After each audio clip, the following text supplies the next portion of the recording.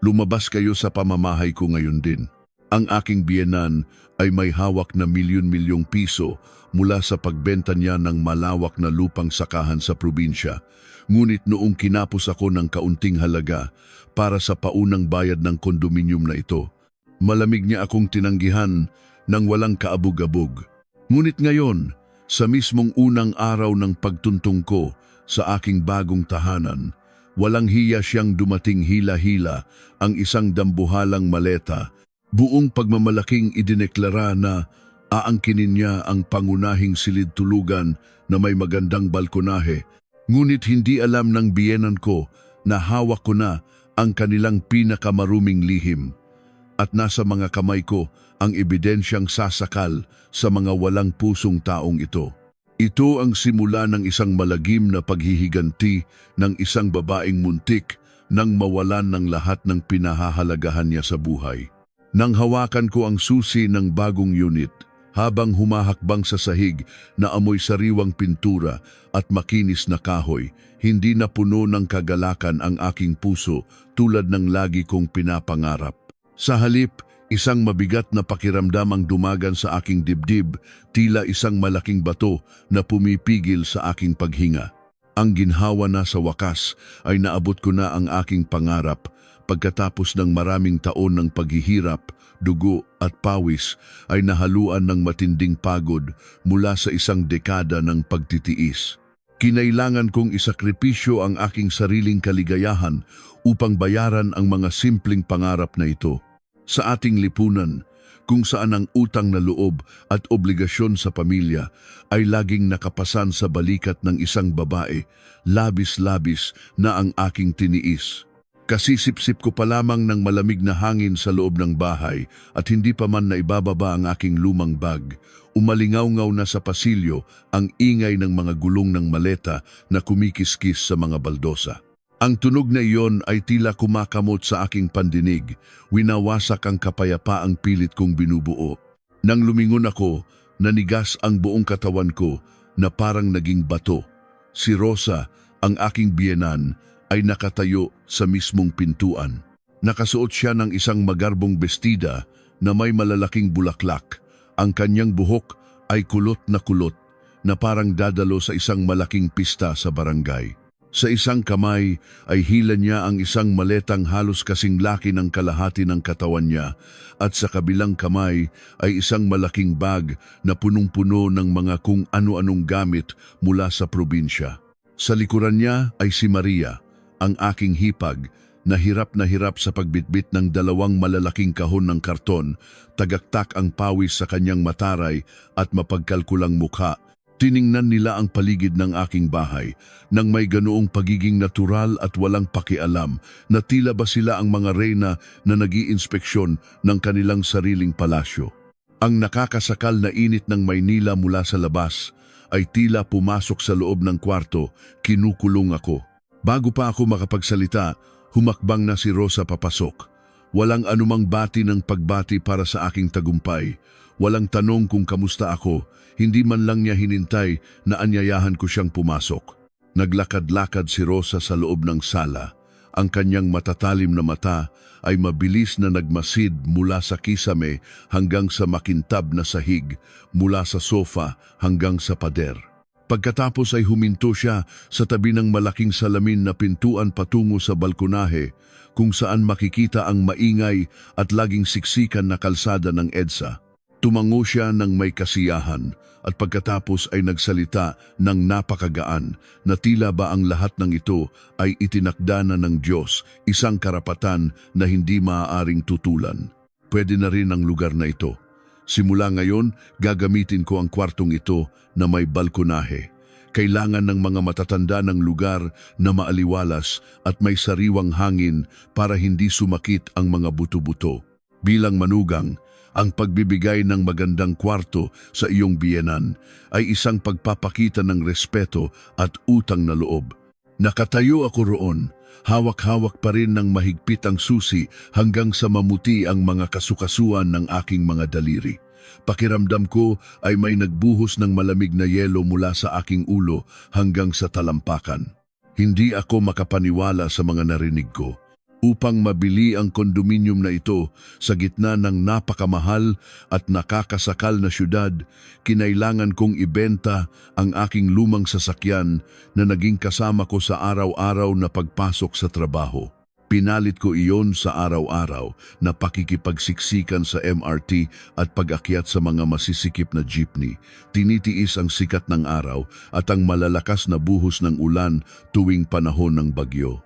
Tinipid ko ang bawat sentimo, hindi ako bumili ng kahit isang bagong damit, hindi ako kumain sa mga masasarap na restaurant kahit sa mga simpleng karinderya lang sa tabi ng kalsada. Gabi-gabi, nagpupuyat ako sa pagtanggap ng mga sideline na trabaho sa internet hanggang 3:00 ng madaling araw, kahit na nanlalabo na ang aking mga mata sa puyat at parang madudurog na ang aking gulugod sa kakaupo. Ang mga araw na hirap akong mag-asikaso ng mga papeles sa bangko para sa housing loan. Binibilang ang bawat barya, nagugutom at nagtitiis. Wala ni isa man sa pamilya ng asawa ko ang tumulong sa akin. Walang salita ng pag-asa, walang tingin ng awa. Ngunit ngayon, buong yabang silang pumasok dito. Umaarte na parang kanila ang bahay na ito mula pa sa simula. At binibitawan ng mga salitang walang kasing kapal ng mukha, ginagamit ang kultura ng utang na loob upang igapos ako. Nakatayo sa tabi ko si Mateo, ang aking asawa. May dumaan na pagkalito sa kanyang mukha, ngunit wala siyang anumang intensyon na pigilan ang kanyang ina. Isa siyang duwag na lalaki na palaging ginagamit ang pananahimik upang iwasan ang mga alitan sa pamilya. Ngumiti lamang siya ng pilit, lumapit at tinapik ng banayad ang aking balikat at bumulong na parang inaalo ang isang batang hindi nakakaintindi. Ginagawa lang ito ni nanay dahil nag-aalala siya sa atin. Titira siya rito para tulungan tayo sa gawaing bahay, magluto ng ulam para sa atin, huwag ka nang magpa-stress. Pamilya tayo, huwag na nating kwentahin ang lahat para hindi masira ang relasyon natin. Ang mga salitang iyon ay parang gasolina na ibinuhos sa apoy ng galit na nagliliyab sa aking puso. Kwentahin, sino ba ang totoong nagkukwenta rito? Tiningnan ko ng masama ang malaking maleta na nakalagay sa gitna ng sala para itong isang malaking kanser na naghihintay na lamunin ang aking buhay. Tiningnan ko ang paraan ng kanilang paglalakad. Sinusuri ang bawat sulok ng bahay ng may kawalang galang at pambabastos, ganap na hindi pinapansin ang aking presensya, at bigla akong natauhan. Ang bahay na ito, kung saan hindi pa man nakakalat ang aking init, kung saan hindi pa ako nakakapagpatak ng luha ng kaligayahan, ay pilit na kinukuha ng ibang tao sa pinakawalang hiyang paraan. Huminga ako ng malalim, pinipilit na pigilan ang panginginig ng aking dibdib at pinanatiling kalmado ang aking boses hanggat maaari. Nay, bakit po kayo nagdala ng maraming gamit dito? Lumingon si Rosa sa akin. Ang kanyang mga mata ay may dalang pekeng pagkagulat na tila ba nagtanong ako ng pinakatangang tanong sa buong mundo. Ang kanyang boses ay napakalamig, walang anumang init ng pagmamahal ng isang pamilya. Nandito ako para tumira kasama ninyo. Ano pa ba? Ang anak ko ay nagbigay din ng dugo at pawis para mabili ang bahay na ito. Ako ang ina na nagsilang sa kanya, nagpalaki sa kanya at nagbigay ng lahat para sa kanya. Ang pagtira ko rito ay isang karapatan na hindi dapat pinagtatalunan. Balak mo bang maging isang walang utang na loob na manugang at palayasin ako? Bago pa ako makasagot, sumingit na kaagad si Maria, ang hipag kong matabil ang dila. Ibinaba niya ng padabog ang kahon sa sahig na lumikha ng isang matalim na ingay. Ang boses niya ay matinis at puno ng pangiinsulto. Ang kanyang maninipis na labi ay nakangiti ng mapanghamon. Nakakatawa ka naman ate, kung makapagsalita ka parang ikaw lang ang naghirap bumili ng bahay na ito. Ang kuya ko ay may-ari din nito. Ang ari-ariang ito ay para sa aming lahat, katas ito ng pagsisikap ng aming pamilya. Ano bang masama kung titira si nanay dito? At bakit nakasimangot ka ng ganyan? Balak mo bang gumawa ng gulo sa pamamahay na ito? Nakatayo ako roon, Unti-unting inilipat ang aking paningin sa bawat isa sa kanila. Tiningnan ko ang kanilang kawalang hiyaan na nakatayo sa espasyong ipinagpalit ko sa aking kabataan, dugo at luha. Sa mismong sandaling iyon, isang malinaw na alaala ang nag-flashback sa aking isipan. Napakalinaw na pakiramdam ko ay nararanasan ko muli ang buong kahihiyan ng araw na iyon, ang araw na itinapon ko ang aking dignidad para lang humingi ng tulong. Iyon ang araw na bumili ako ng pinakamahal na basket ng prutas, tiniis ang nakakapagod na biyahe sa bus papuntang probinsya at umupo nang may paggalang sa harap ni Rosa sa kanyang lumang bahay na gawa sa kahoy. May pag-aalangan kong hiniling na pautangin niya ako ng kaunting halaga para punan ang kulang sa down payment ng condominium na malapit ng mapaso dahil naubos na ang lahat ng aking naipon. Nang panahong iyon, hawak niya ang milyon-milyong piso na cash mula sa pagbenta niya ng lupang minana mula sa mga ninuno. Hindi ako humihingi ng limos. Nangako akong gagawa ng formal na kasulatan ng pag-utang, magbabayad ng interes na mas mataas pa sa ibinibigay ng bangko at isinulat ko ang eksaktong petsa kung kailan ko ibabalik ang bawat sentimo. Nagmakaawa ako sa kanya. Alang-alang sa pagiging mag-ina namin, natulungan ako sa aking oras ng matinding pangangailangan. Ngunit humigop lamang ng mainit na kape si Rosa, tiningnan ako ng may pangmamaliit. Ang kanyang mga mata ay napakalamig at puno ng pandidiri, matalim na parang labaha. Ngumisi siya at nagbitiw ng mga salitang hanggang sa mamatay ako, ay hindi ko mapapatawad. Ang pera ko ay pinaghirapan ko para sa aking pagtanda. Wala akong panahong magpautang sa ibang tao. Kayo ang gumawa ng problema ninyo, kayo ang lumutas. Paano kung itakbo mo ang pera ko, kanino ako iiyak? Mas gugustuhin ko pang itapon ang pera sa ilog kaysa ibigay sa isang taong hindi ko naman kadugo. Ibang tao. Oo, sa paningin ng biyenang ito, hindi ako kailanman naging tao, hindi ako naging tunay na miyembro ng kanilang pamilya. Isa lang akong makina na gumagawa ng pera, isang taong nagdadala ng lahat ng mabibigat na responsibilidad. Pasan-pasan ang mabigat na obligasyon bilang manugang nang walang karapatang humingi ng anumang tulong. Tila may nakabara sa aking lalamunan, isang pait na umaakyat mula sa aking sikmura na nagpapanginig sa aking mga kamay. Sa loob ng maraming taon, nagtiis ako. Binigay ko ang lahat ng kailangan nila tuwing may okasyon, inalagaan ko sila tuwing may sakit. Ngunit ang kapalit ng lahat ng ito ay ang pagiging malamig nila at ang malinaw na linya sa pagitan ng kadugo at ibang tao. Ngunit nakapagtataka, nang maabot ng aking galit ang pinakamataas na antas, biglang naging kalmado ang aking isipan at ang aking boses ay naging napakalamig na nakakatakot. Ang lahat ng aking ilusyon tungkol sa pagmamahal ng pamilya ng aking asawa ay tuluyan nang namatay mula sa sandaling iyon. Naglakad ako patungo sa mesang kahoy sa gitna ng silid at dahan-dahang inilapag ang mga susi. Ang tunog ng metal na tumama sa kahoy ay lumikha ng isang tuyong ingay na pumila sa katahimikan at peking atmosfera ng silid. Itinaas ko ang aking ulo. Inayos ang aking likod, pinawi ang lahat ng pagiging sunod-sunuran ko sa nakalipas na mga taon. Tumingin ako ng diretso sa nagmamalaking mga mata ni Rosa, idiniin ang bawat salita. Ang tunog ay matalim na parang patalim na humihiwa sa hangin, malinaw at walang awa. Noong pinakakailangan ko ng pera, mayroon kayong milyon-milyong piso, pero ni isang kusing ay hindi niyo ako pinautang. Tinawag niyo akong ibang tao, natakot kayong lokohin ko kayo.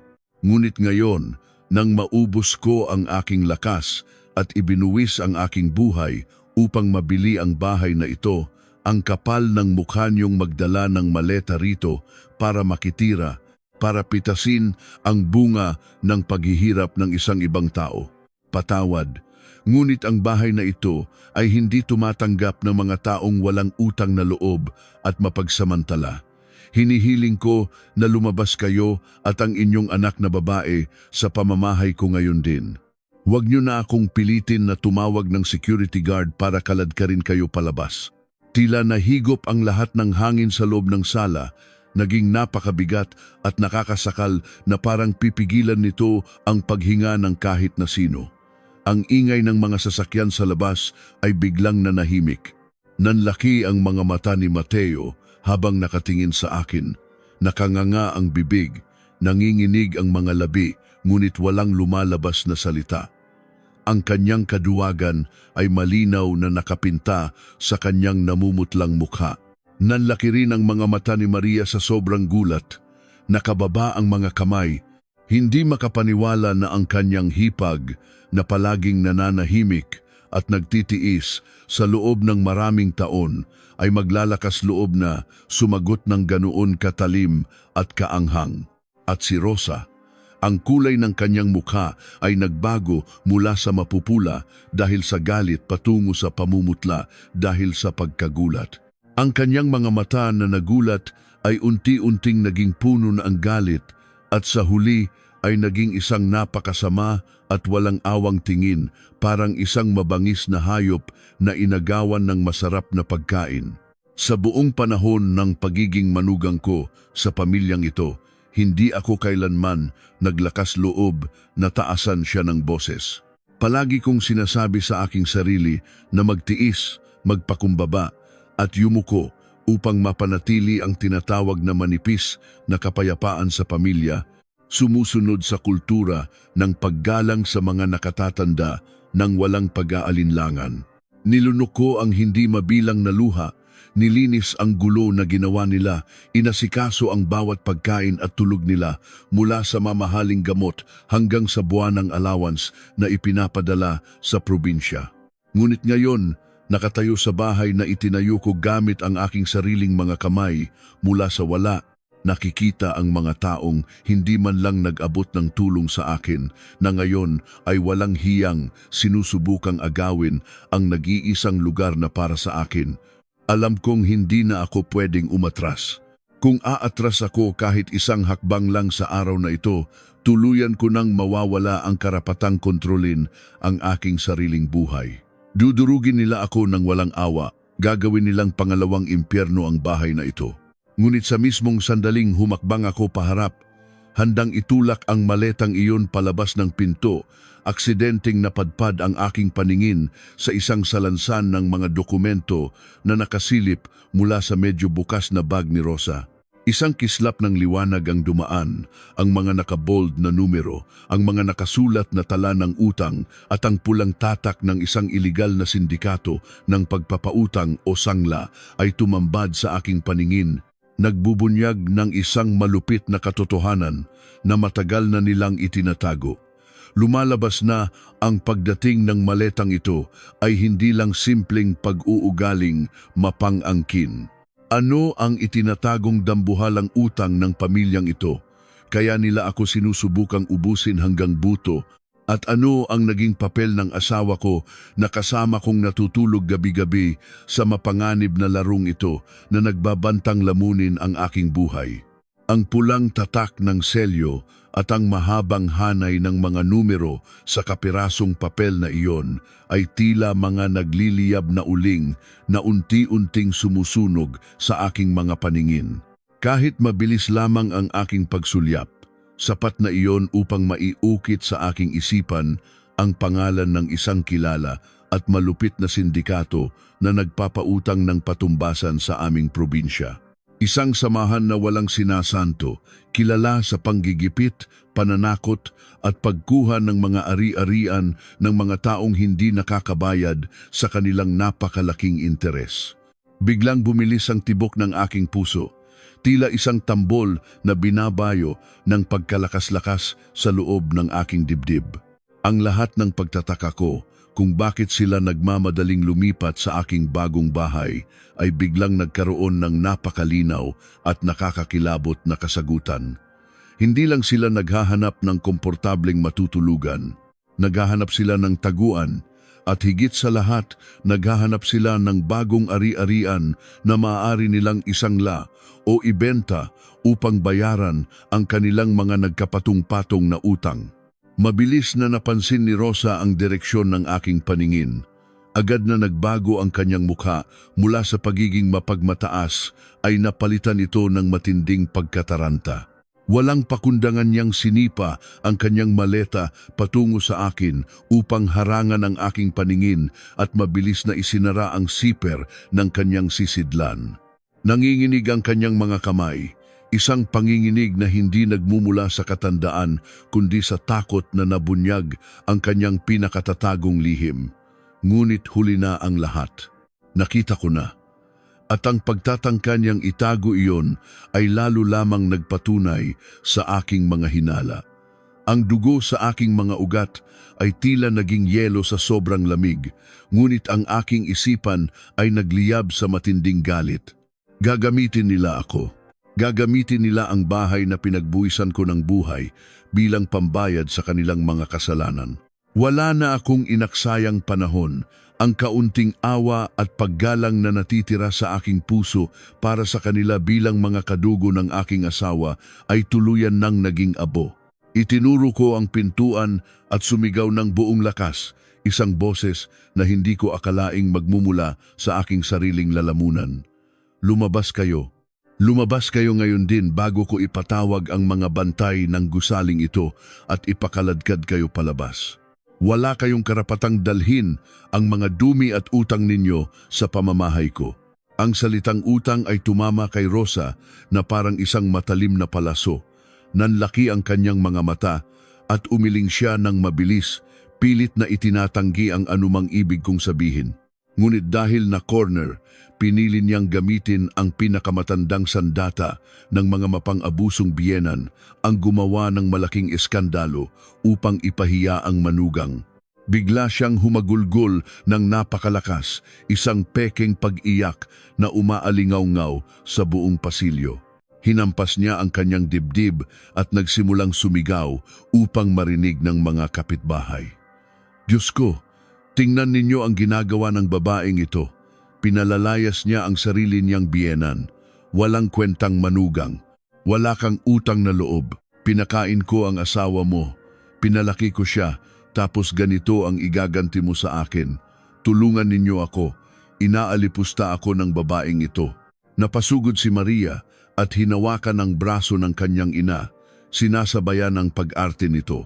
Ang mga mata ni Maria ay nanlilisik sa galit habang patuloy sa pagbato ng mga masasakit na salita sa akin.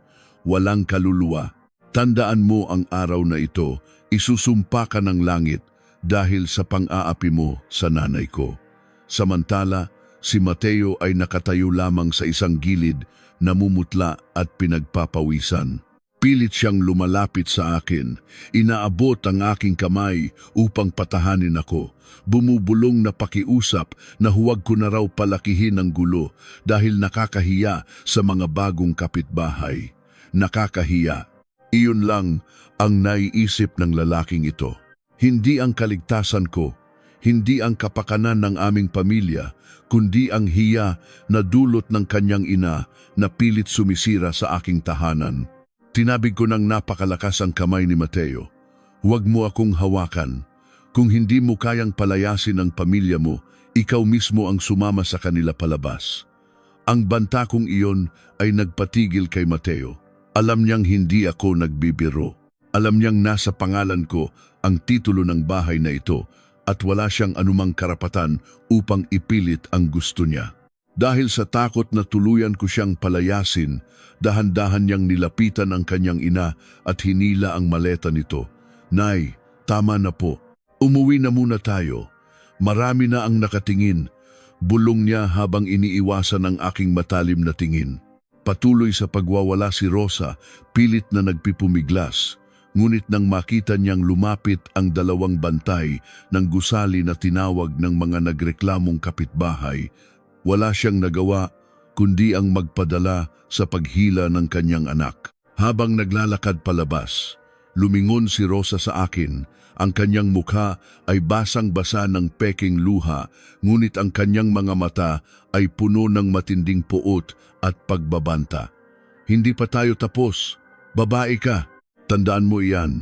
Hindi pa tayo tapos. Nang tuluyan na silang makalabas at maisara ko ang makapal na pintuan, pinihit ko ang 3 magkakaibang kandado. Pagkatapos ay napasandal ako sa malamig na kahoy ng pintuan at unti-unting napadausdos pababa hanggang sa mapaupo ako sa sahig. Ang katahimikan sa loob ng bahay ay biglang naging nakakabingi. Wala na ang mga sigaw, wala na ang mga insulto, ngunit ang kaguluhang iniwan nila sa aking isipan ay patuloy na nanalasa na parang isang malakas na bagyo. Hindi ako umiyak dahil sa lungkot. Nanginginig ang buong katawan ko dahil sa halong takot at hindi mapigilang galit. Pinilit kong kalmahin ang aking paghinga. Nakapikit ang mga mata habang pinag-uugnay-ugnay ang lahat ng mga kaganapan. Bakit sila nagkakautang sa isang sindikato? Paano nangyari iyon samantalang ipinagmamalaki ni Rosa na milyon-milyon ang kinita niya sa pagbenta ng malawak na sakahan ng kanilang mga ninuno 2 taon na ang nakararaan? Naalala ko ang pera na iyon, ang parehong pera na ipinagdamot niya sa akin nang lumuhod ako sa harapan niya. Pera na pinaghirapan ko raw ay para sa aking pagtanda. Iyon ang sabi niya sa akin noon. Ngunit nasaan na ang pera ngayon? Biglang pumasok sa aking isipan ang nakaraan, si Maria. Ilang buwan matapos maibenta ang lupa, nagtayo si Maria ng isang malaking negosyo ng mga pampaganda at mamahaling damit. Araw-araw ay nagpapakita siya ng marangyang pamumuhay sa kanyang mga kaibigan, bumibili ng mga bagong kagamitan at naglalakbay sa iba't ibang magagandang lugar. Ngunit wala pang 1 taon, bigla na lamang nagsara ang kanyang tindahan at hindi na muling napag-usapan pa sa loob ng pamilya. Tuwing magtatanong ako kay Mateo tungkol doon, palagi siyang umiiwas at sinasabing nalugi lang daw ng kaunti at naayos na ni nanay. Naayos na, isang malaking kasinungalingan. Upang malaman ang buong katotohanan, kinuha ko ang aking telepono. Nanginginig ang aking mga daliri habang hinahanap ko ang numero ni Tio Ramon, ang kapatid ng yumaong asawa ni Rosa na nakatira rin sa parehong probinsya. Si Tio Ramon ay isang tahimik at matapat na matanda na palaging nagpapakita ng kabaitan sa akin. Nang sagutin niya ang tawag, agad kong naramdaman ang pag-aalinlangan sa kanyang boses. Tila ba alam niya kung bakit ako napatawag. Nagpaligoy-ligoy pa siya noong una, pilit na pinoprotektahan ang pangalan ng kanilang pamilya, ngunit nang sabihin ko sa kanya na tinangka nilang sakupin ang bahay ko upang takasan ang mga nagpapautang, nakarinig ako ng isang mabigat na buntong hininga mula sa kabilang linya. Naku, kawawang bata, panimula ni Tio Ramon, ang kanyang boses ay puno ng awa at kalungkutan. Matagal na nilang inililihim iyan sa iyo dahil alam ni Mateo na magagalit ka. Ang totoo niyan, naubos lahat ng pera ni Rosa sa pagbabayad ng mga utang ni Maria. Nalubog sa utang ang hipag mo dahil naloko siya sa isang malaking pamumuhunan. Upang hindi makulong si Maria, ginamit ni Rosa ang milyon-milyon niyang pera, ngunit hindi iyon sapat. Dahil desperado, isinangla ni Rosa ang mismong bahay na tinitirhan nila ngayon sa mga sindikato upang makakuha ng malaking halaga. Ngayon, lumaki ang interes at hindi na nila kayang bayaran. Nakatanggap sila ng pinal na babala noong 1 linggo. Kukumpiskahin na ng mga nagpapautang ang bahay nila bukas at wala silang ibang matatakbuhan kundi ikaw. Nabitawan ko ang telepono. Tumama ito sa sahig na lumikha ng isang mahinang kalabog, ngunit sa aking pandinig ay tila gumuho ang buong mundo ko. Kaya pala dala-dala nila ang buong buhay nila sa mga maletang iyon. Wala na silang uuwian, wala na silang bahay. At ang asawa ko, ang lalaking nangakong poprotektahan ako sa harap ng altar, ay alam ang lahat ng ito, ngunit pinili niyang magsinungaling sa akin. Hinayaan niyang kaladkarin ng kanyang ina ang lahat ng problema nila papasok sa aking tahanan. Hinayaan niyang gawin akong panangga ng kanyang pamilya laban sa mga mapanganib na sindikato na tiyak na susunod sa kanila rito kung dito sila titira. Tumayo ako mula sa sahig. Ang panghihina ng aking mga tuhod ay napalitan ng isang malamig at nakakamatay na determinasyon. Kung tinulungan ni Mateo na itago ang lihim na ito, ano pa ang itinago niya sa akin? Naglakad ako patungo sa maliit na silid na ginawa kong gawaan kung saan nakapatong ang aking computer at ang luma niyang telepono na ginagamit ko na lang bilang imbakan ng mga lumang litrato at awitin. Binuksan ko iyon, alam ko ang kanyang mga lihim na salita at mga numero upang mabuksan ang kanyang mga talaan dahil noong una kaming magpakasal, ipinangako namin ang buong katapatan sa isa't isa. Ngunit ang katapatang iyon ay isa lamang palang patibong upang gawin akong bulag. Binuksan ko ang talaan ng aming pinagsamang ipon sa bangko. Dito nakalagay ang mga perang inilalaan namin para sa mga buwanang bayarin at para sa mga biglaang pangangailangan. Tiningnan ko ang kasaysayan ng mga paglabas at pagpasok ng pera sa nakalipas na 6 na buwan. Nanlaki ang aking mga mata. May mga malalaking halaga na inilalabas ng paunti-unti tuwing ika-15 at katapusan ng buwan. Laging may nakasulat na tala, tulong para sa gamot ni nanay o panggastos sa pagpapaayos ng bubong sa probinsya. Mga halagang umaabot sa 10 hanggang 20,000 piso kada buwan. At kapag tiningnan mo ang kabuuan sa loob ng 6 na buwan, sapat na iyon upang makabili ng isang maliit na sasakyan. Ninanakawan ako ng sarili kong asawa upang patuloy na tustusan ang luhong nauwi sa utang ng kanyang kapatid. Patuloy akong naghanap. Ramdam ko ang pag-init ng aking mga luha, ngunit pilit ko itong pinipigilan. Wala akong karapatang umiyak ngayon. Kailangan kong maging matapang. Kailangan kong makita ang hangganan ng kanilang kasamaan. Binuksan ko ang mga mensahe sa kanyang lumang telepono na automatikong nakaugnay sa kanyang bagong ginagamit. Habang nagbabasa ako ng mga mensahe nila ni Maria at Rosa, halos masuka ako sa labis na pandidiri. Pinag-uusapan nila ako na parang isa akong mangmang na baboy na pinapataba upang katayin sa tamang panahon. Sinabi ni Rosa sa isang mensahe, "Unti-untiin mo lang ang pagkuha ng pera para hindi niya mahalata. Kapag nabili na ang bagong bahay, tsaka natin pilitin na ipasok ang pangalan mo sa papeles para may laban tayo." Ngunit ang pinakamasakit at pinakanakakapanindig balahib na natuklasan ko ay ang pinakahuling mensahe na ipinadala ni Mateo noong nakaraang araw pa lamang. Ipinadala niya ito sa isang taong ang nakalagay na pangalan ay isang abogado. Binasa ko ang mensahe ng paulit-ulit dahil hindi matanggap ng aking utak ang kahulugan nito. Nakasulat doon, nakumbinsi ko na po ang asawa ko na tumira rito ang aking ina. Kapag nakapasok na sila at naging opisyal na tirahan na rin nila ito, maaari na ba nating simulan ang proseso ng paggawa ng pekeng papeles ng pagsangla gamit ang titulo? Kailangan ko nang maibigay ang bahay na ito bilang garantiya sa mga naniningil bago matapos ang buwan. Kung hindi, papatayin nila ang kapatid ko. Paulit-ulit kong tinitigan ang bawat salitang nakapaloob sa maliit at kumikinang na salamin ng lumang telepono. Ang bawat titik ay tila mga kalawangin at matatalim na karayom na walang awang itinutusok sa aking mga mata, bumabaon patungo sa aking utak hanggang sa manhid na ang buong pagkatao ko. Hindi ko matanggap ang aking binabasa. Gusto kong isipin na baka isang masamang panaginip lamang ito, isang bangungot na dulot ng labis na pagod at kawalan ng tulog dahil sa mga sunod-sunod na alitan namin ng kanyang ina. Ngunit ang mga pangalan, ang mga numero ng telepono at ang mga tiyak na petsa na nakasaad sa mga palitan nila ng mensahe ay sampal ng isang napakalupit na katotohanan. Nanlamig ang buong katawan ko.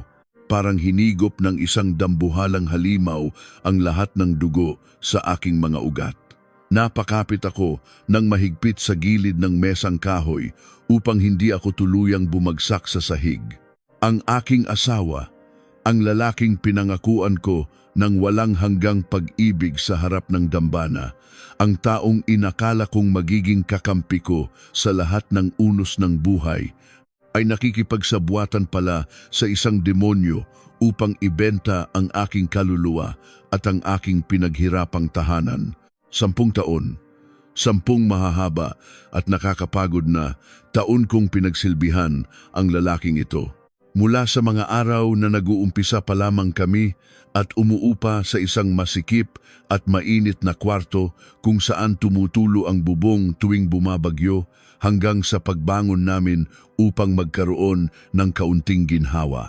Ako ang palaging gumigising ng pinakamaaga upang ipaghanda siya ng mainit na kape at almusal. Ako ang nagpupuyat tuwing may sakit siya, pinupunasan ang kanyang noo ng basang bimpo habang binabantayan ang kanyang paghinga. Nagpakuba ako sa paghahanap buhay, isinantabi ang sarili kong mga pangarap, tinipid ang bawat kusing para sa kinabukasan na sabay naming binuo sa aming mga isipan. Ngunit sa likod pala ng kanyang maamong mukha at mga matatamis na salita ng pagpapasalamat, itinuturing lamang pala niya akong isang kasangkapan.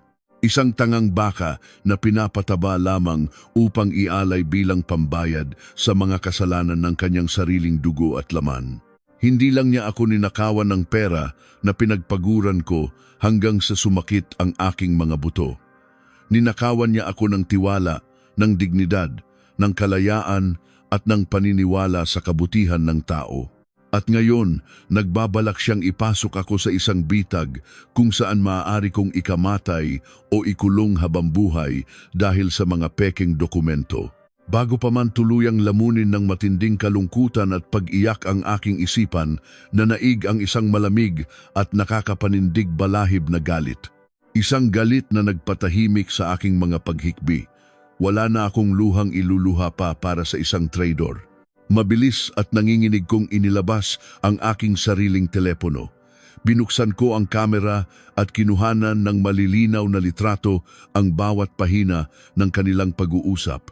Bawat mensahe ng kanyang ina na nag-uutos kung paano ako lokohin, bawat mensahe ng kanyang kapatid na nagpaplano kung paano nila aangkinin ang mga kwarto, at higit sa lahat, ang mga usapan nila ng isang umano ay abogado tungkol sa paggawa ng peking papeles ng pagsangla gamit ang titulo ng aking bahay. Tiniyak kong malinaw ang bawat petsa at oras na nakatala sa gilid ng mga mensahe. Matapos makuhanan ang lahat ng ebidensya sa telepono, kinuha ko naman ang mga pahina ng ulat mula sa bangko na nagpapakita ng mga palihim na paglilipat niya ng pondo mula sa aming pinagsamang ipon patungo sa mga personal na padalahan ng pera ng kanyang ina. Nang matapos ko itong makalap, maingat kong ipinadala ang lahat ng larawan at dokumento sa 3 magkakaibang lihim na imbakan ng mga impormasyon sa internet na ako lamang ang may alam ng mga lihim na salita upang mabuksan. Ipinadala ko rin ang isang kopya sa isa kong lumang tirahan ng mga mensahe sa internet na matagal ko nang hindi ginagamit. Kailangan kong siguruhin na kahit anong mangyari, kahit nakawin o sirain man ni Mateo ang aking telepono, hawak ko pa rin ang mga alas na magbabaon sa kanila sa hukay na sila mismo ang humukay. Matapos kong isara ang kanyang lumang telepono at ibalik ito ng eksakto kung saan ko ito natagpuan, umupo ako sa isang sulok at pinagmasdan ang labas ng bintana. Ang mga ilaw sa kalsada ay nagsisimula ng mamatay, hudyat na papalapit na ang bukang liwayway. Hindi ako natulog ng buong gabi, ngunit kakaiba ang lakas na nararamdaman ko. Isang lakas na nagmumula sa pagkamuhi at hangaring maprotektahan ang sarili. Kinaumagahan, nang magising si Mateo, pinilit kong umaktong parang walang nangyari. Ipinaghanda ko siya ng almusal tulad ng nakagawian. Ang bawat pagngiti ko sa kanya ay nangangailangan ng labis na pagpipigil upang hindi ko maihampas sa kanyang mukha ang kawali na aking hawak. Napansin niya marahil ang aking katahimikan, kaya nagtanong siya kung masama ba ang aking pakiramdam. Sumagot lamang ako na sumasakit ang aking ulo dahil sa stress ng mga nakaraang araw. Lumapit siya, hinawakan ang aking mga balikat at hinalikan ang aking buhok. Magiging maayos din ang lahat, bulong niya. Nagkukunwaring isang mabuting asawa na nag-aalala. Kinilabutan ako sa hawak niya. Ang mga kamay na iyon ay ang parehong mga kamay na nagtatype ng mga mensahe upang ibenta ang aking buhay sa mga sindikato. Pagkaalis niya bitbit ang kanyang bag papunta sa opisina, nagsimula ang aking plano. Unang-una kong ginawa ay ang tumawag sa isang pinagkakatiwalaang kumpanya ng mga manggagawa na dalubhasa sa pagpapalit at pag-aayos ng mga pintuan at kandado.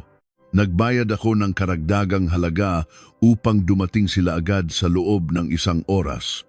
Pagdating nila, ipinabaklas ko ang lahat ng lumang kandado ng pangunahing pinto. Ipinapalit ko ito ng mga bagong bakal na may pinakamataas na antas ng seguridad, mga kandadong hindi mabubuksan ng anumang simpleng susi o puwersa mula sa labas. Ipinabago ko rin ang mga elektronikong numero ng pasukan, binura ang lahat ng nakatalang marka ng daliri ni Mateo sa makina ng pinto, at pinalitan ko ng mga bagong lihim na numero na imposible niyang mahulaan. Habang pinapanood ko ang mga manggagawa na bumubutas at nag-iipit ng mga bagong bakal sa hamba ng pinto, naramdaman ko ring unti-unting nababaklas at nasasarhan ang huling piraso ng awa na natitira sa aking puso para sa lalaking minsang tinawag kong asawa. Ang pagpapalit ng mga kandadong ito ay hindi lamang pagharang sa kanya sa pagpasok sa aking bahay, kundi pagharang sa kanya sa pagpasok muli sa aking buhay. Pagkatapos umalis ng mga manggagawa, muli kong kinuha ang aking telepono at tinawagan si Elena. Si Elena ay isa kong matalik na kaibigan mula pa noong kami ay nag-aaral sa universidad. Isa siyang palaban at matapang na babae na ngayon ay isa ng tanyag na abogado sa isang malaking tanggapan sa lungsod. Palagi siyang tapat sa akin at alam kong siya lamang ang makakatulong sa akin sa usaping legal na ito nang walang anumang paghuhusga. Nang makasagot siya, sinabi ko sa kanya na kailangan ko siyang makita agad-agad dahil nakasalalay ang buhay ko rito. Naramdaman niya ang matinding pagkaapurado sa aking boses, kaya pumayag siyang makipagkita sa akin sa isang tahimik at lihim na kapihan na malayo sa lugar namin at malayo sa kanyang opisina. Pagdating ko sa kapihan, nandoon na si Elena, nag-aabang habang humihigop ng kape. Agad akong umupo sa kanyang harapan at walang paligoy-ligoy kong inilabas ang mga kopya ng litrato na inilimbag ko mula sa computer. Inilatag ko ang mga iyon sa mesa. Tahimik na binasa ni Elena ang bawat pahina. Ang kanyang mukha na kanina ay nakangiti, bilang pagbati ay unti-unting naging seryoso. Bumakas ang matinding pagkabigla at kalaunan ay napalitan ng tahasang galit. Ikinuyom niya ang kanyang mga kamao matapos basahin ang pinakahuling mensahe tungkol sa peking titulo at sa mga sindikato. Ito ay isang seryosong krimen. Panimula ni Elena, ang kanyang boses ay pabulong ngunit mariin. Ang ginagawa ng asawa mo ay hindi lang simpleng panloloko sa pamilya. Ito ay pamemeke ng mga pampublikong dokumento, pandaraya, at pakikipagsabwatan sa mga mapanganib na elemento ng lipunan. Pwede siyang makulong ng matagal dahil dito, ngunit may isang malaking problema. Tumingin si Elena ng diretso sa aking mga mata. Ang kanyang tingin ay nakakapanindig balahib. Kung nagbabalak silang gumawa ng pekeng titulo o mga papeles ng sangla upang ibigay sa sindikato bilang garantiya sa utang, kailangan nila ng isang napakahalagang bagay. Dahil ang bahay na ito ay binili ninyo habang kayo ay legal na mag-asawa, at lalo na kung nasa pangalan mo ang titulo, hindi ito tatanggapin ng anumang legal na institusyon o kahit ng mga matatalinong sindikato kung walang katibayan ng iyong pagpayag. Kailangan nila ang mismong pirma mo. Napaisip ba siya? O may pagkakataon ba nitong mga nakaraang linggo na may pinapirmahan si Mateo sa iyo na hindi mo nabasa ng maayos? Ang tanong na iyon ay parang isang malakas na suntok na yumanig sa buong pagkatao ko. Napatigil ako sa paghinga. Pinilit kong halungkatin ang aking mga alaala sa nakalipas na mga buwan. Abala ako sa trabaho, sa pagbili ng mga kasangkapan para sa bagong bahay at sa pakikipagtalo sa kanyang ina. Mayroon nga ba? At doon, parang isang kidlat na nagliwanag sa madilim kong isipan, pumasok ang isang napakalinaw na pangyayari. Isang gabi, humigit kumulang 3 linggo na ang nakakalipas, umuwi si Mateo na may dalang isang makapal na patong ng mga papeles. Basang-basa siya ng pawis at mukhang nagmamadali. Sinabi niya na iyon ay mga papeles para sa pag-renew ng siguro ng aming sasakyan at ilang mahahalagang bayarin sa buwis na kailangan naming isumite kinabukasan ng maaga. Ako ay kasalukuyang nagluluto noon at pagod na pagod mula sa buong maghapong pagtatrabaho. Inilapag niya ang mga papeles sa hapagkainan, tiniklop ang mga unang pahina at itinuro ang mga ibabang bahagi ng mga huling pahina kung saan may mga linya para sa lagda. Pirmahan mo na lang dito, mahal. Ako na ang mag-aayos ng lahat bukas para hindi ka na maabala, sabi niya sa akin nang may pinakamalambing na boses. Dahil buo ang tiwala ko sa lalaking ito, hindi ko na inabala pang basahin ang mga pamagat at ang mga nilalaman ng dokumento. Kinuha ko ang ballpen at pinirmahan ang 3 magkakaibang pahina na itinuro niya.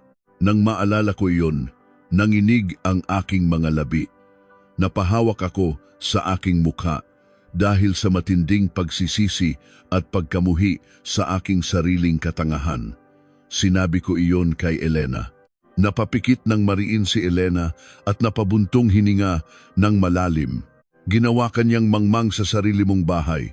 Mahinang sabi ni Elena, marahil ang pinapirmahan niya sa iyo ay isang espesyal na kapangyarihan ng abogado o special power of attorney na nagbibigay sa kanya ng buong karapatan na isangla, ibenta o isuko ang bahay ninyo nang hindi na kailangan ng pisikal na presensya mo.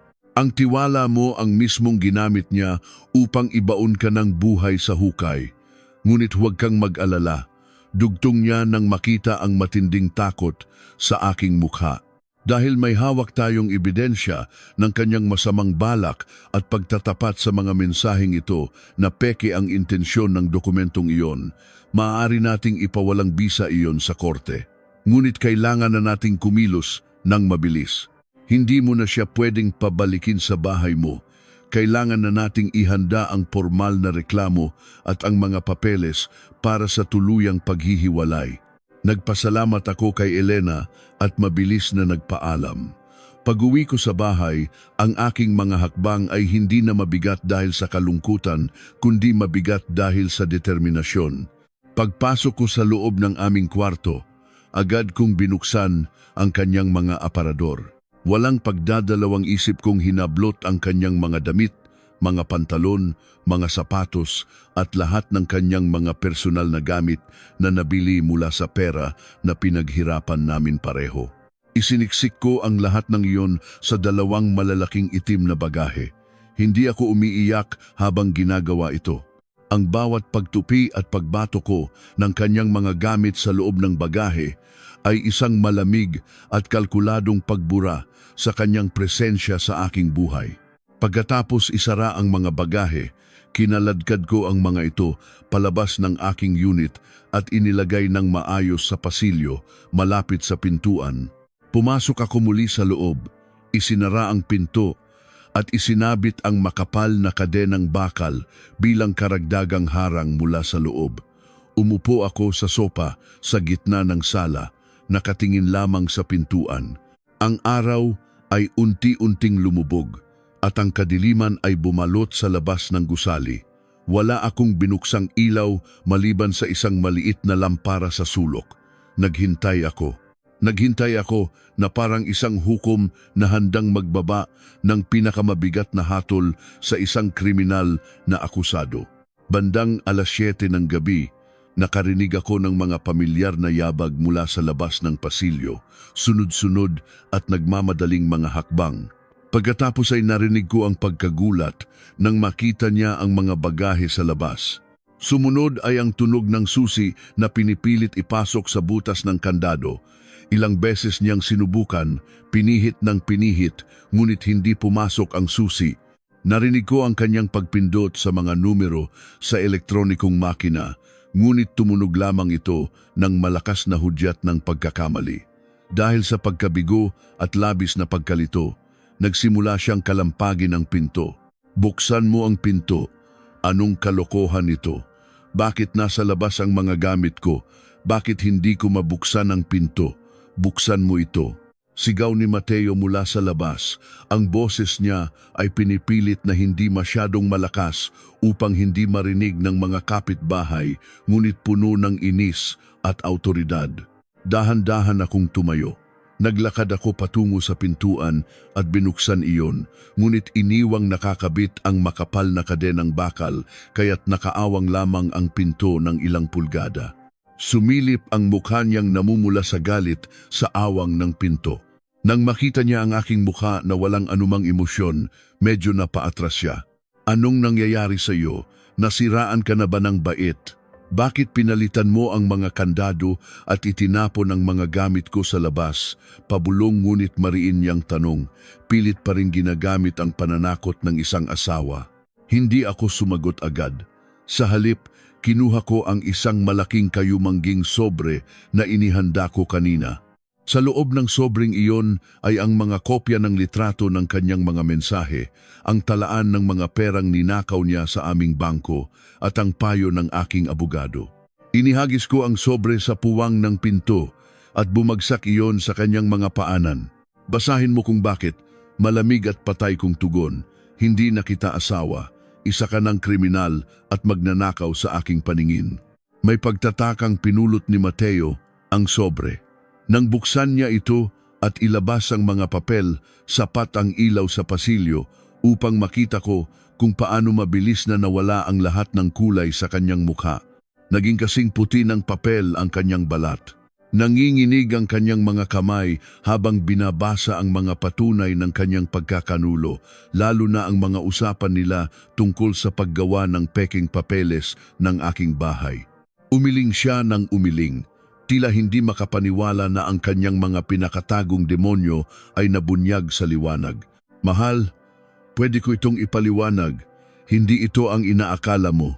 Napilitan lang ako dahil banta sa buhay ng kapatid ko. Nauutal niyang pagmamakaawa. Ang kanyang mga mata ay puno ng matinding takot at pilit na inaabot ang aking kamay sa siwang ng pinto. Ngunit wala nang pakiusap ang tatalab sa akin. Wala nang iyakan. Inilayo ko ang aking sarili sa pinto.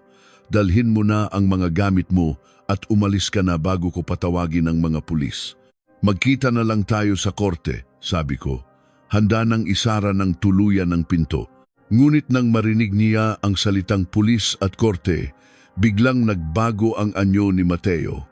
Ang kanyang maamong mukha na nagmamakaawa ay biglang natunaw at pinalitan ng isang mukha na hindi ko na makilala.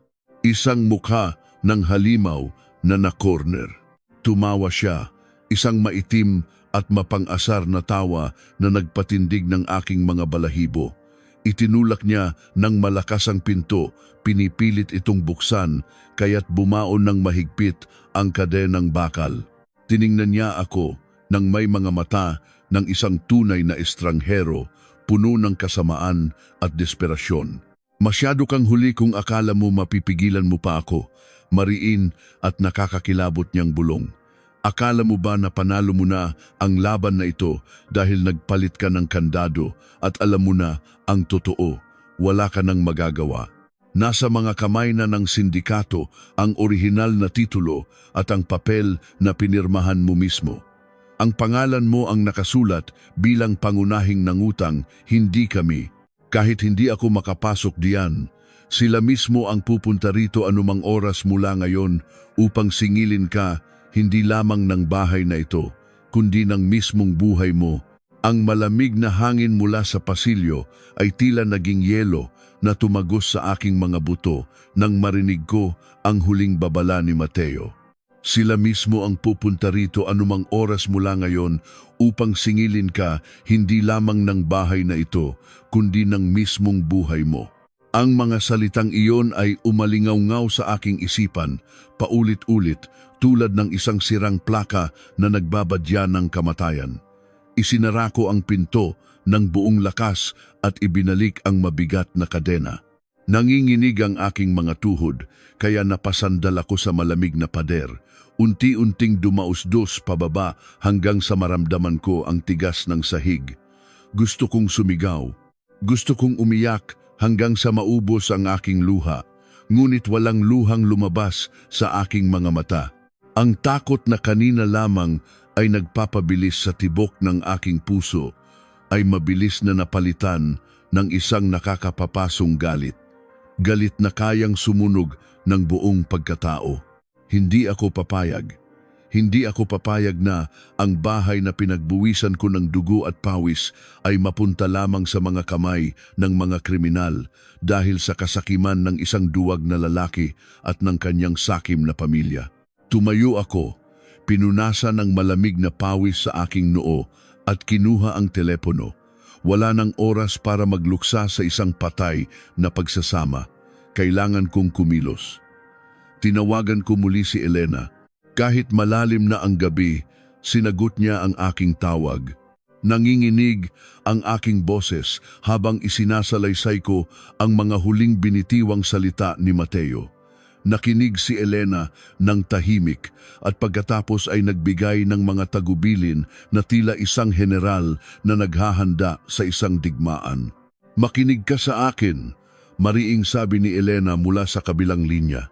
"Ang kapangyarihan ng abogado na pinirmahan mo ay maaaring magamit nila para isangla ang bahay, ngunit hindi ganoon kabilis ang proseso ng paglipat ng titulo o pagkuha ng ari-arian kung walang utos ng korte. Ang ginagawa nila ay simpleng pananakot na ginagamit ng mga sindikato. Bukas na bukas din, isasampa natin ang kasong pandaraya laban kay Mateo at ipapawalang bisa natin ang dokumentong iyon. Ngunit ngayong gabi, kailangan mong mag-ingat. Huwag kang lalabas. Tiyakin mong nakakandado ang lahat ng pinto at bintana. Kung may kumatok na hindi mo kilala, huwag mong bubuksan. Tumawag ka kaagad sa mga alagad ng batas at sa mga bantay ng inyong gusali. Pinatay ko ang tawag at sinunod ang lahat ng kanyang sinabi. Sinuri ko ang bawat bintana, siniguradong nakakandado ang mga ito.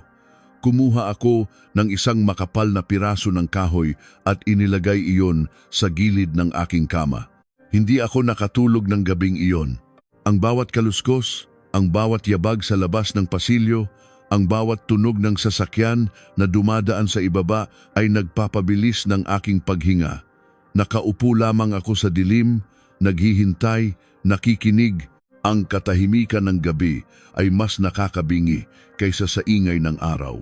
Kinaumagahan, sumikat ang araw ngunit hindi ito nagdala ng init o pag-asa. Ang ulap ay makapal at kulay abo, tila nagbabadya ng isang malakas na bagyo.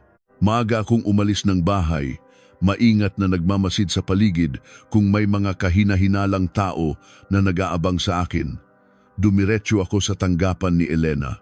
Magkasama kaming nagtungo sa piskalya upang isampa ang formal na reklamo laban kay Mateo dahil sa pandaraya, pamemeke ng mga dokumento at pang-aabuso.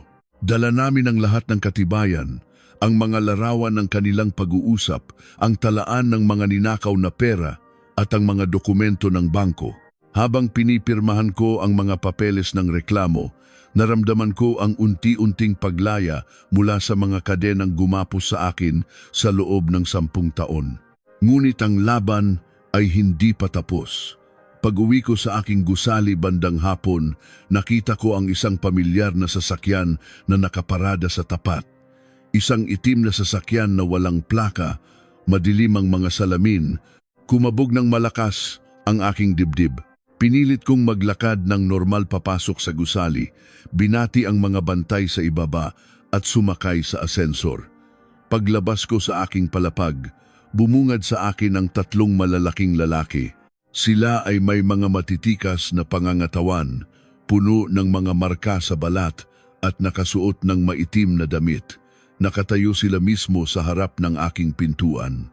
Isa sa kanila, ang pinuno na may peklat sa kaliwang pisngi, ay walang awang kinakalampag ang aking pinto. Napatigil ako. Gusto kong tumalikod at bumalik sa ascensor, ngunit nakita na nila ako. Lumingon ang lalaking may peklat at tiningnan ako mula ulo hanggang paa. Ang kanyang ngiti ay nakakakilabot, puno ng pambabastos at pananakot. "Ikaw ba ang may-ari ng unit na ito?" tanong niya.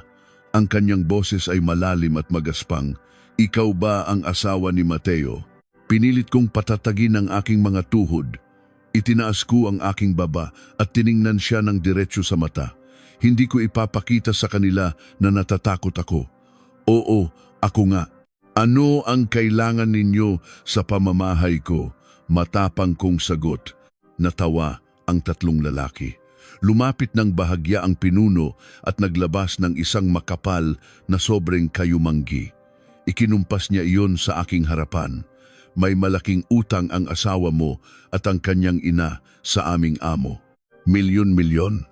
At bilang pambayad, isinangla nila ang bahay na ito gamit ang isang kapangyarihan ng abogado na ikaw mismo ang pumirma. Narito ang mga papeles. Ayon sa kasunduan, tapos na ang palugit. Sa amin na ang bahay na ito. Bibigyan ka namin ng 2 araw para impakihin ang mga gamit mo at umalis.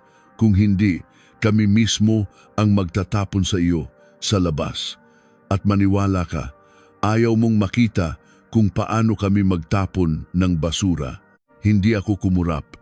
Hindi ako nagpakita ng anumang takot. Tiningnan ko lamang ang sobre at pagkatapos ay tiningnan silang muli.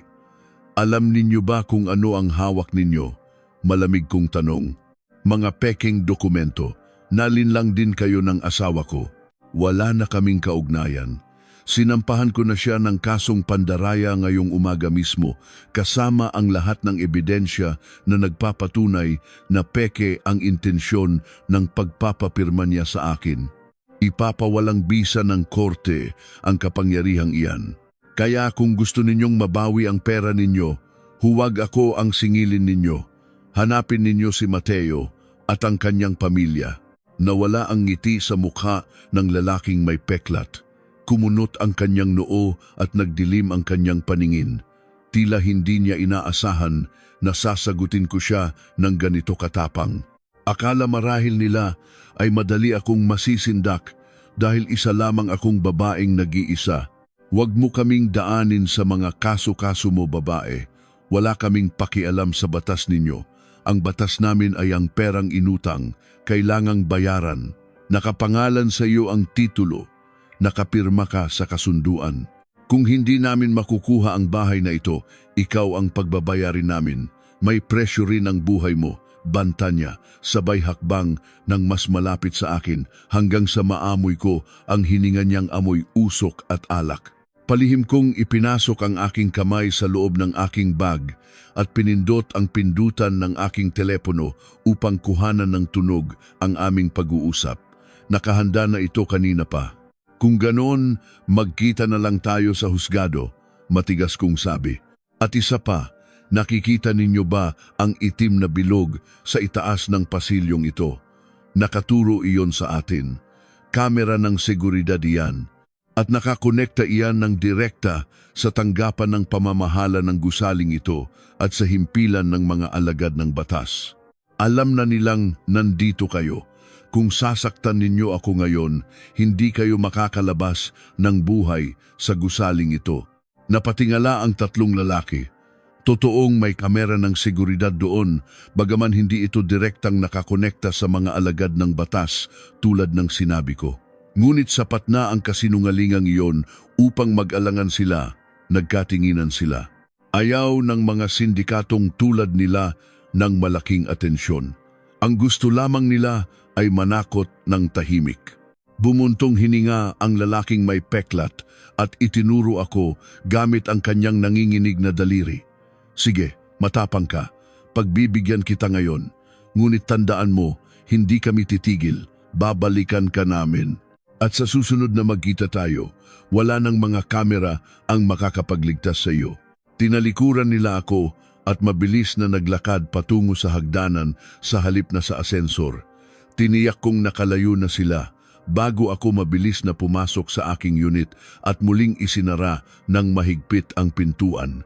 Nang makapasok ako, doon ko lamang naramdaman ang matinding panginginig ng aking buong katawan. Napaupo ako sa sahig, humihingal. Pakiramdam ko ay nakipagbuno ako sa mga halimaw. Ang pananakot nila ay totoo. Maaaring mapawalang bisa ng aking abogado ang mga dokumento, ngunit hindi mapipigilan ng batas ang mga taong namumuhay sa labas nito. Kailangan kong gumawa ng mas agresibong hakbang. Kailangan kong sirain si Mateo bago niya ako tuluyang sirain. Naisip ko ang kumpanyang pinapasukan ni Mateo. Isa siyang mataas na opisyal sa isang kilalang kumpanya ng mga sasakyan, isang posisyon na pinaghirapan naming pareho na maabot niya. Doon siya kumukuha ng paggalang at katayuan sa lipunan. Kung tatanggalan ko siya ng kayamanan, bakit hindi ko na rin tanggalin ang kanyang dangal at karera? Kailangan niyang maramdaman ang parehong takot at kawalan na ipinaramdam niya sa akin. Ngunit paano ko iyon gagawin nang hindi ako nasisira? Paano ko ibubunyag ang kanyang mga pagnanakaw at pandaraya sa mismong mga pinuno niya nang may matitibay na pruweba? Kinabukasan, isinuot ko ang pinakamaayos kong damit, isang itim na kasuotan na nagbibigay ng awtoridad at paggalang. Dala ko ang isang makapal na sobre na naglalaman ng mga kopya ng kasong isinampa ko sa piskalya, mga ebidensya ng kanyang pagnanakaw na nagpapakita na ang ginagamit niyang makina at oras ng kumpanya ay ginagamit sa pandaraya, at isang liham na isinulat ko mismo para sa pinakamataas na pinuno ng kanilang tanggapan. Papunta na ako sa kanyang kumpanya upang tapusin ang kanyang karera. Ngunit habang nasa loob ako ng sasakyan na aking inarkila, biglang tumunog ang aking telepono. Isang numero na hindi nakarehistro. Nang sagutin ko ito, isang malamig at pamilyar na boses ng babae ang narinig ko. Boses iyon ng kapatid niyang si Maria. Wala na si Kuya, ang sabi niya. Ang kanyang boses ay nanginginig sa takot at pag-iyak. Tinangay siya ng mga tauhan ng sindikato kagabi. Binubugbog nila siya ngayon at sinabing papatayin nila siya kapag hindi namin ibinigay ang bahay mo. Parang awa mo na. Iligtas mo ang kapatid ko. Ibigay mo na sa kanila ang hinihingi nila. Kung hindi, ipapadala nila sa amin ang mga daliri ni Kuya isa-isa. Natigilan ako. Ang lalaking sumira sa akin, ang lalaking nagbenta sa akin sa mga demonyo, ay ngayon nasa kamay na ng mismong mga demonyong tinawag niya. Hawak ko ang kaligtasan niya, ngunit ano ang gagawin ko? Hahayaan ko ba siyang mamatay o gagamitin ko ang pagkakataong ito upang durugin silang lahat ng minsanan? Nanigas ang aking buong katawan habang nakikinig sa mga pag-iyak ni Maria sa kabilang linya. Ang mga higbi niya ay pumapailan lang sa aking tainga, punong-puno ng desperasyon at takot. Ang kapatid kong babae sa batas, na noong nakaraang araw lamang ay ubod ng yabang at matalas ang dila, ngayon ay nagmamakaawa na parang isang basang sisiw. Tiningnan ko ang blankong pader ng aking sala. Gusto kong tumawa, gusto kong humalakhak ng napakalakas hanggang sa mapatid ang aking hininga dahil sa tindi ng kabalintunaan ng tadhana. Ang lalaking nagplano na ibenta ang aking buhay sa mga demonyo ay siya ngayong kinakain ng mga ito. At ang pamilyang nagturing sa akin bilang isang basurahan at gatasan ng pera, ngayon ay lumuluhod sa akin upang humingi ng kaligtasan. Ate, parang awa mo na, sumagot ka, hagulgol ni Maria nang hindi ko siya kinikibo. Sabi nila, puputulin daw nila ang mga daliri ni Kuya at ipapadala sa amin kapag hindi mo ibinigay ang titulo ng kondominium at inurong ang kaso. Utang na loob, maawa ka sa asawa mo. Huminga ako ng malalim. Ang hangin na pumasok sa aking baga ay malamig na malamig. Maria, makinig ka ng mabuti, sagot ko. Ang boses ko ay kasing tigas ng bato. Hindi ko ibibigay ang bahay na ito. Kahit ibigay ko pa ang titulo sa kanila ngayon, walang silbi iyon. Naka-freeze na ang lahat ng papeles ng bahay na ito sa itaas dahil sa isinampa kong kaso laban kay Mateo. Alam iyon ng abogado ng sindikato, kaya sila nagwawala. Pera ang kailangan nila, hindi isang kapirasong papel na hindi nila maibebenta dahil may nakasampang kaso. Narinig ko ang paghagulgol ni Rosa sa likuran ni Maria. Kinuha ng matanda ang telepono. Ang boses niya ay nanginginig, basag at punong-puno ng pagsisisi na alam kong dala lamang ng matinding takot at hindi ng tunay na pagbabago ng puso. Anak, patawarin mo na kami. Kasalanan ko ang lahat ng ito. Ako ang nagtulak sa anak ko na gawin iyon. Ibebenta namin ang lahat ng natitira naming ari-arian sa probinsya kahit maging pulubi kami, maibalik lang si Mateo. Tulungan mo kami, ikaw lang ang pwedeng makipag-usap sa mga pulis dahil ikaw ang may hawak ng mga ebidensya ng pandaraya na konektado sa sindikatong iyon. Sa unang pagkakataon sa loob ng 10 taon, tinawag niya akong anak, nakakapanindig balahib. Ang salitang iyon ay tila isang lason na binalot sa asukal. Ngunit sa kabila ng matinding puot na nararamdaman ko, alam kong hindi ko maaaring hayaang mamatay si Mateo sa kamay ng mga kriminal. Hindi dahil mahal ko pa siya, kundi dahil hindi ako mamamatay tao. Hindi ko hahayaan na ang bahay na ito at ang aking bagong buhay ay mabahiran ng dugo ng isang duwag.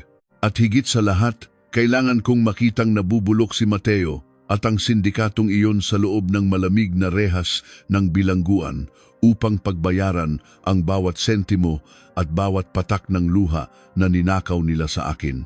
Magkita tayo sa himpilan ng pambansang ahensya ng investigasyon sa Maynila sa loob ng 1 oras. Utos ko.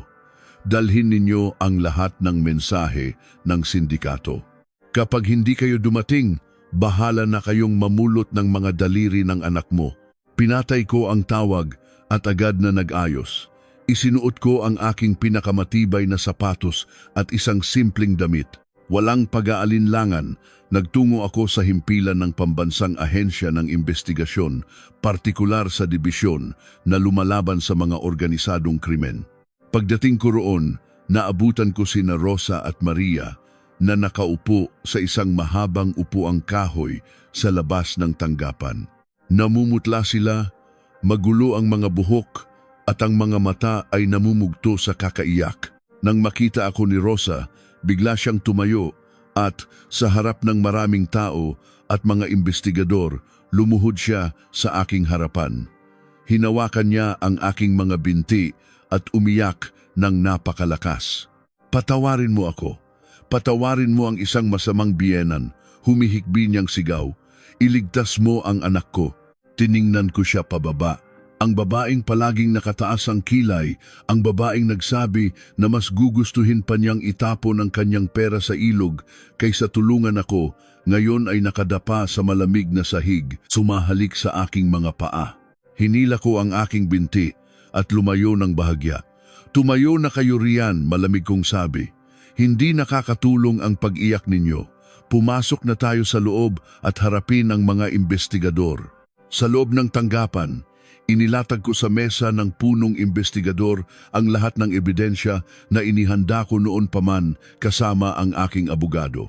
Ipinakita ko ang mga mensahe ni Mateo na nagpapatunay ng sabwatan sa sindikato upang pekein ang mga papeles ng aking ari-arian, ang mga ulat ng bangko at ang mga mensahe ng pagbabanta mula sa mga kriminal.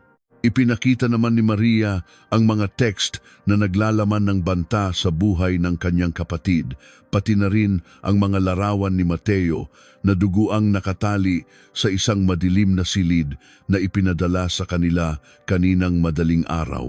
Matagal na naming pinaghahanap ang sindikatong ito, seryosong sabi ng punong investigador matapos suriin ang mga dokumento.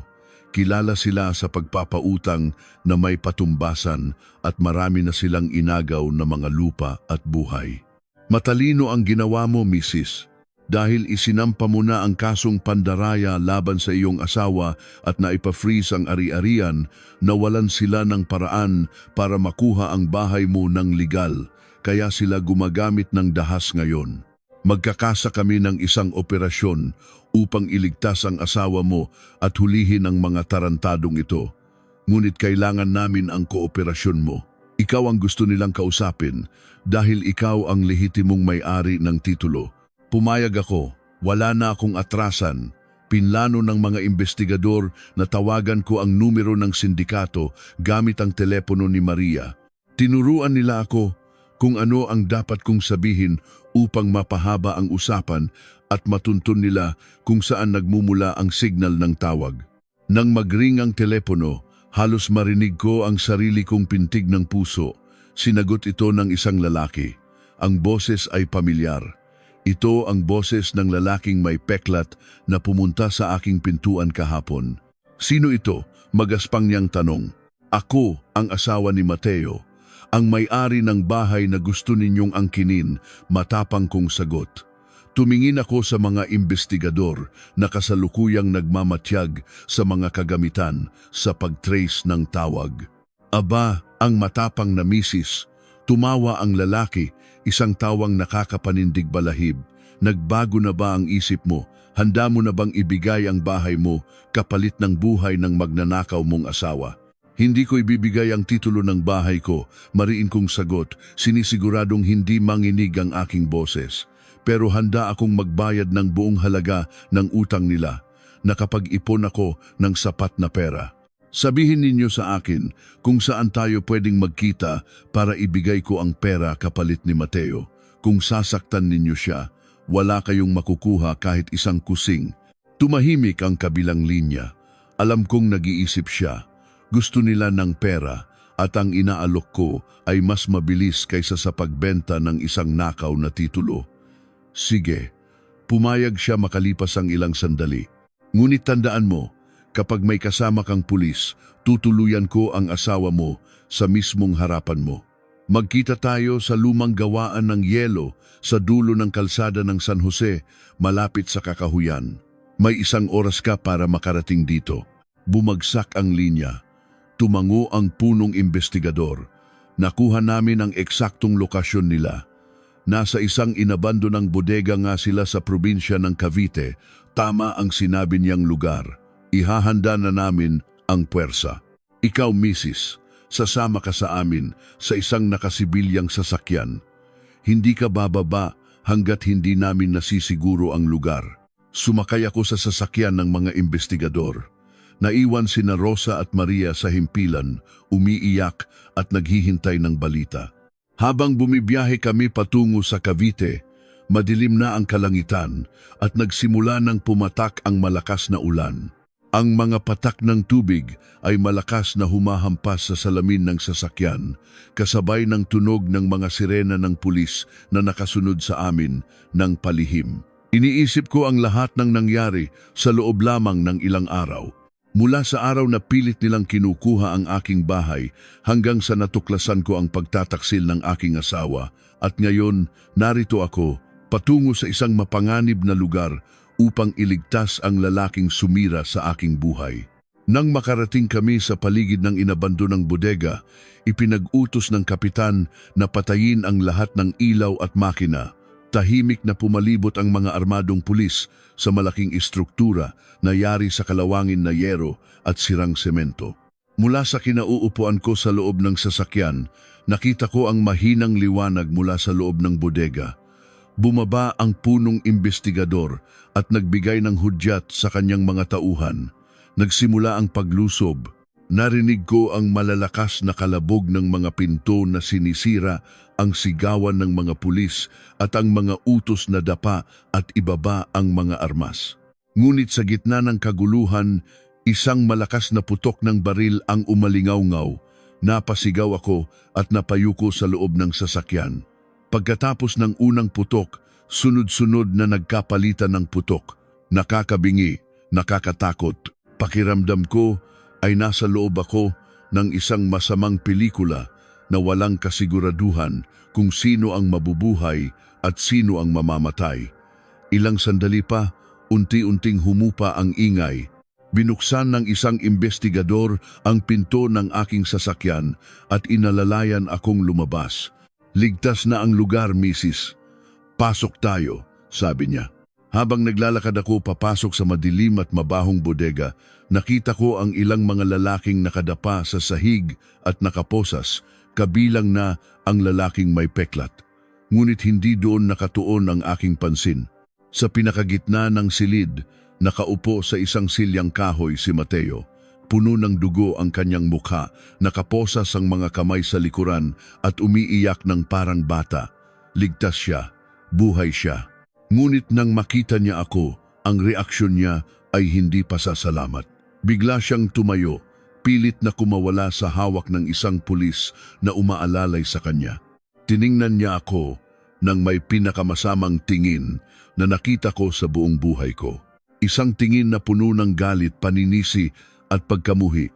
Ikaw ang may kasalanan ng lahat ng ito," sigaw niya. Ang kanyang boses ay umaalingaw-ngaw sa buong bodega. "Kung ibinigay mo lang sana ang bahay, hindi aabot sa ganito. Gusto mo ba talaga akong mamatay?" Napatigil ako. Tiningnan ko siya ng diretso sa mata, sinusuri ang kaluluwa ng lalaking kaharap ko. Kahit sa bingit ng kamatayan, kahit iniligtas ko ang kanyang buhay mula sa mga kriminal na siya mismo ang nagdala sa aming pintuan, ako pa rin ang sinisisi niya. Wala siyang pagsisisi, wala siyang pag-unawa. Ngunit bago pa ako makasagot, isang mabilis at hindi inaasahang pangyayari ang yumanig sa lahat. Ang lalaking may peklat na nakadapa sa sahig ay biglang nagpumiglas ng buong lakas. Naagaw ang baril na nahulog sa tabi ng isang pulis at itinutok ito ng tuwid sa direksyon ko. Isang nakakabinging putok ang sumabog at isang tao ang dugo ang bumagsak sa malamig na semento ng bodega. Sino ang tinamaan ng bala na iyon? Ang nakakabinging putok ng baril ay tila nagpahinto sa pag-ikot ng buong mundo. Automatikong napapikit ang aking mga mata. Hinihintay ang hapdi ng mainit na tingga na tutagos sa aking dibdib at tatapos sa aking paghihirap. Ngunit lumipas ang ilang segundo na tila isang buong dantaon, wala akong naramdamang sakit. Sa halip, isang mainit na likido ang tumalsik sa aking pisngi. Dahan-dahan kong idinilat ang aking mga mata at ang bumungad sa aking paningin ay isang eksenang habambuhay na uukit sa aking isipan. Hindi ako ang bumagsak. Ang lalaking nakabulagta ngayon sa malamig at maruming semento ng bodega, dugo ang namimilipit sa matinding sakit, ay walang iba kundi si Mateo.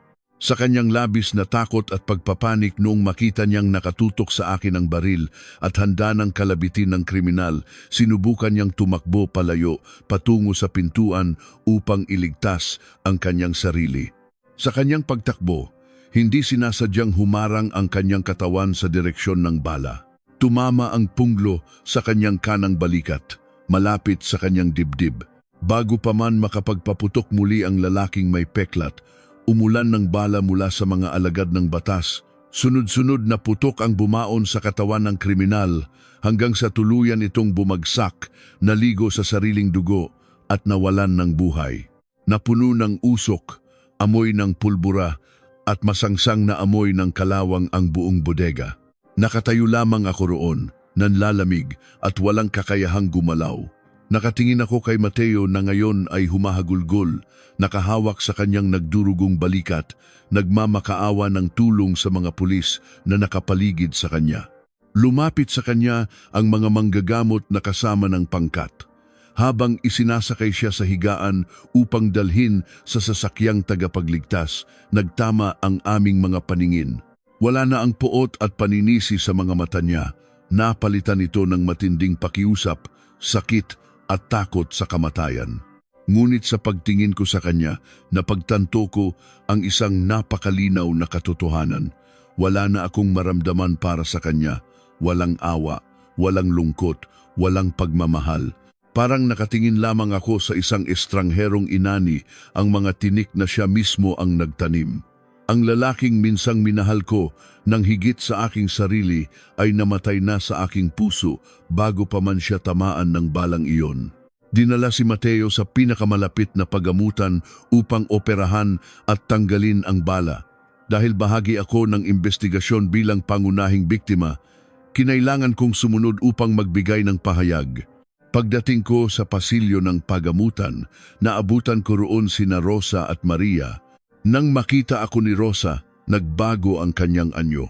Ang babaeng lumuhod at humalik sa aking mga paa kanina sa himpilan ay bumalik sa pagiging isang halimaw nang malaman niyang nasa kritikal na kondisyon ang kanyang pinakamamahal na anak. Sumugod siya patungo sa akin. Nakataas ang mga kamay at handang manabunot. Ang muka ay namumula sa matinding poot. Ikaw na mangkukulam ka. Pinlano mo ito. Sinadya mong ipahamak ang anak ko upang masolo mo ang yaman ninyo at mapatay siya ng mga sindikatong iyon. Sigaw niya habang mahigpit siyang pinipigilan ng 2 pulis na nagbabantay sa akin. Tiningnan ko siya pababa ng buong lamig, hindi man lang umaatras sa kanyang pagwawala. Hindi ko siya binaril, Rosa. Ang sarili niyang kaduwagan at ang inyong kasakiman ang bumaril sa kanya. Kung hindi ninyo isinangla ang buhay niya sa mga demonyo upang takasan ang inyong mga utang, hindi siya aabot sa ganito. Kayong mag-ina ang pumatay sa kanya, hindi ako. Nanigas siya sa aking tinuran, hindi makasagot, at tuluyan na lamang napahagulgol habang nakaupo sa sahig, yakap-yakap ni Maria na tahimik na lumuluha sa sobrang takot. Tinalikuran ko sila at naglakad palayo. Wala na akong utang na loob na dapat bayaran sa pamilyang ito. Lumipas ang maraming buwan matapos ang madugong gabing iyon. Nabuhay si Mateo, ngunit ang kanyang kanang braso ay tuluyang naparalisa dahil sa napinsalang ugat na tinamaan ng bala. Hindi na niya magagamit ang kamay na minsang pumirma sa mga peking dokumentong magbebenta sana sa aking kaluluwa. Ang mas malala pa rito, paglabas niya ng pagamutan, dumiretso siya sa malamig na selda ng kulungan. Sa tulong ni Elena at ng mga matitibay na ebidensyang nakalap ko, matagumpay naming napatunayan sa korte ang kanyang mga pandaraya, pamemeke ng mga pampublikong dokumento at lihim na pagnanakaw sa aming kaban. Hinatulan siya ng matagal na pagkakakulong. Ang karera, dangal, at kalayaang pilit niyang pinoprotektahan ay tuluyang naging abo. Ang sindikato na matagal nang nagpapahirap sa aming probinsya ay tuluyang nabuwag ng mga alagad ng batas dahil sa mga impormasyong nakuha mula sa operasyong iyon at sa telepono ng mga nasawing kriminal. Dahil sa pagkakabunyag ng kanilang mga iligal na gawain, ang mga ari-ariang kinuha nila ng sapilitan ay isinailalim sa investigasyon ng pamahalaan. Sina Rosa at Maria ay nawalan ng lahat. Ang natitira nilang lupain at bahay sa probinsya ay nilitis at kinuha ng bangko dahil sa mga patong-patong na utang. Walang bahay, walang pera, walang dangal. Iniwasan sila ng lahat ng aming mga kamag-anak na dati ay nakikipista sa kanilang yaman. Nabalitaan ko na lamang na nakikitira sila ngayon sa isang maliit at tumutulong barong-barong sa gilid ng riles ng tren, nabubuhay sa pangangalakal ng mga basura at tira-tirang pagkain upang may pantawid gutom.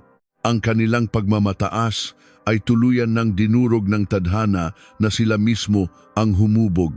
Matapos ang mahaba at nakakapagod na proseso, tuluyan nang napawalang bisa ang aming kasal.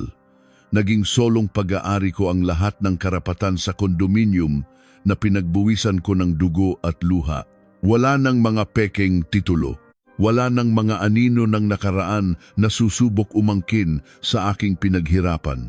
Pinalitan ko ang lahat ng kagamitan, pininturahan ng bagong kulay ang mga pader, at binura ang anumang bakas na minsang tumira roon ang lalaking nagtaksil sa akin.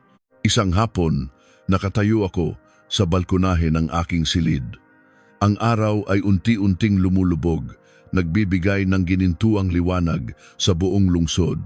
Dinama ko ang malamig na simoy ng hangin na dumadampi sa aking mukha at nagpapagalaw sa aking buhok. Nakangiti ako. Sa wakas, malaya na ako.